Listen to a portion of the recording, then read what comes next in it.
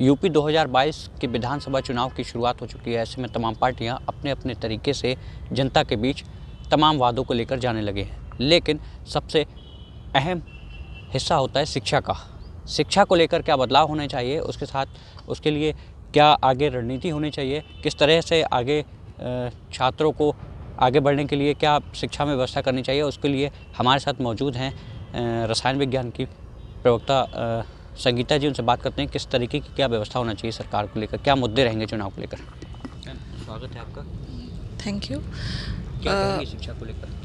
देखिए, सबसे पहला तो मैं यहाँ पर ये पॉइंट जो है उस पर प्रकाश डालूँगी कि शिक्षा पहले जो थी वो हम डिग्रियाँ लेते थे, और चूँकि जनसंख्या कम थी, रोज़गार के साधन ज़्यादा थे, तो सबको रोज़गार मिल जाता था। लेकिन आज के समय में जो जिस हिसाब से बेरोज़गारी बढ़ रही है और जो है जॉब नहीं है, जॉबलेस लोग हैं, अपराध की तरफ लोग बढ़ रहे हैं फिर, तो इसके लिए सबसे अच्छा गवर्नमेंट को ये करना चाहिए, कोई भी गवर्नमेंट आए, किसी भी पार्टी की गवर्नमेंट आए, उन्हें ये करना चाहिए कि प्रोफेशनल कोर्सेज़ और टेक्निकल कोर्सेज़ पे ज़्यादा विशेष ध्यान देना चाहिए, जिससे कि खुद से वो अपने पैरों पे खड़े हो सकें स्टूडेंट्स। और जो है इस तरह की चीज़ें में गवर्नमेंट जॉब भी दे सकती है उनको आसानी से, और ज़्यादा जो है रोज़गार के अवसर होंगे।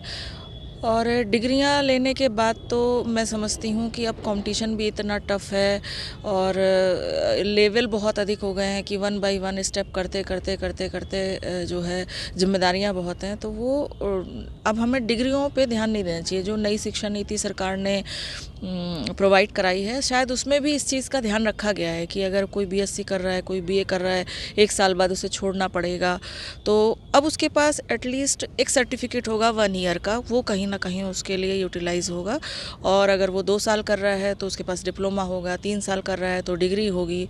तो ये मेरे ख्याल से बेनिफिशियल होगा सभी स्टूडेंट्स के लिए। क्या कहना है आपका, किस तरीके की शिक्षा एजुकेशन होनी चाहिए जिससे आगे चुनावी मुद्दे में लेके आ जाए, और सरकार उसको किस तरीके से बदले ताकि आगे युवाओं को रोज़गार मिल सके? इसके लिए तो हम शिक्षकों को ही पहले जागरूक होना होगा, और फिर हम अपने स्टूडेंट्स को जागरूक करेंगे कि भाई सरकार को तो चुनना आप ही को है, आप ही चुन के पहले भी लाए थे, आप ही चुन के अभी भी लेके आएंगे। तो ये धरातल पे खड़े होकर देखना होगा कि केवल वादे करने वाली सरकार को ना लेके आएँ, जो उसको वास्तविकता में बदलें उनको लेके आएँ। और जो है मैं तो यही कहूँगी कि शिक्षकों का सम्मान जो भी गवर्नमेंट करे, क्योंकि शिक्षकों की स्थिति भी बहुत ही दयनीय है। और जैसे कि अब हम ही हैं, हम लोग बीते 13, 14, 15 सालों से हम लोग अब सेल्फ फाइनेंस में ही कर रहे हैं, जबकि सारी एजुकेशन हम लोग फुलफ़िल करते हैं अकॉर्डिंग टू यूजीसी। तो हमारे ऊपर ध्यान ही नहीं दिया जा रहा है, तो कहीं ना कहीं टीस है इस चीज़ के लिए। मतलब लगता है आपको टेक्निकल क्षेत्र में? हाँ, बिल्कुल बिल्कुल, टेक्निकल और प्रोफेशनल कोर्सेज़ हर कॉलेज के लिए कंपलसरी कर देने चाहिए। इसके साथ साथ कि जो आप बीए, बीएससी, एमए, एमएससी या एमकॉम करा रहे हैं, उसके साथ टेक्निकल कोर्सेज़ हों, वो भी ईयरली हों कि भाई 1 साल का है या 2 साल का है, जिससे कि वो कुछ ना कुछ अपने आप कर सकें।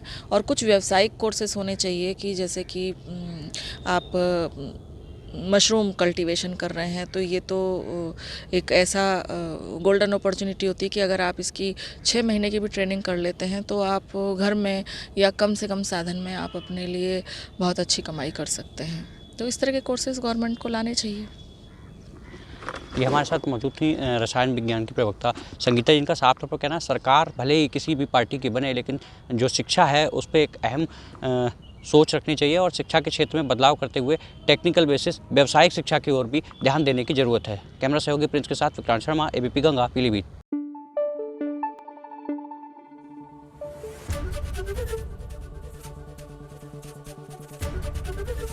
एबीपी गंगा, खबर आपकी, जुबान आपकी।